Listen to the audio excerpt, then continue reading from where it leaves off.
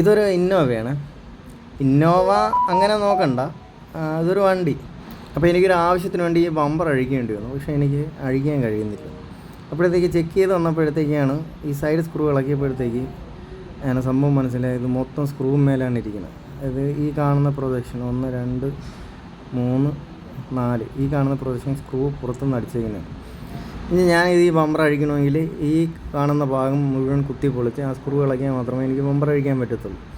അപ്പം ബമ്പർ അങ്ങനെ അഴിക്കാം. പക്ഷേ കസ്റ്റമറിന് വരുന്ന പ്രശ്നം എന്ന് പറഞ്ഞാൽ ഇനി ഇത് പ്രോപ്പർ ആവണമെന്നുണ്ടെങ്കിൽ ഇതുപോലെ സ്ക്രൂ ചെയ്ത് തന്നെ വെക്കേണ്ടി വരും. ഇല്ലെങ്കിൽ പ്രോപ്പറായിട്ട് സെറ്റ് ചെയ്താൽ തന്നെ ഈ ഹോൾ അവിടെ നിൽക്കും. അപ്പോൾ എന്ത് ചെയ്യണം, പിന്നെയും പെയിൻറ്റ് ചെയ്യേണ്ടി വരും. ബമ്പർ എന്ന് പറഞ്ഞാൽ നമുക്ക് എപ്പോഴും ഇളക്കുകയും വെക്കുകയും ചെയ്യേണ്ട സാധനം. അതുകൊണ്ട് ആദ്യം എന്തെങ്കിലും ഡാമേജ് വരുമ്പോൾ അത് പ്രോപ്പറായിട്ട് സെറ്റ് ചെയ്യാൻ ചെയ്യുന്ന ടെക്നീഷ്യനോട് പറയാം. കാരണം എന്ന് വെച്ചാൽ സെറ്റിംഗ് ടൈമിൽ കോസ്റ്റ് അധികമായിട്ട് വന്നാലും പിന്നീട് നമുക്ക് കോസ്റ്റ് വരത്തില്ല ഈ പെയിൻറ്റിങ്ങിനായിട്ടുള്ള. അതുകൊണ്ട് എല്ലാവരും അതൊന്ന് ശ്രദ്ധിക്കുക. ഓക്കെ.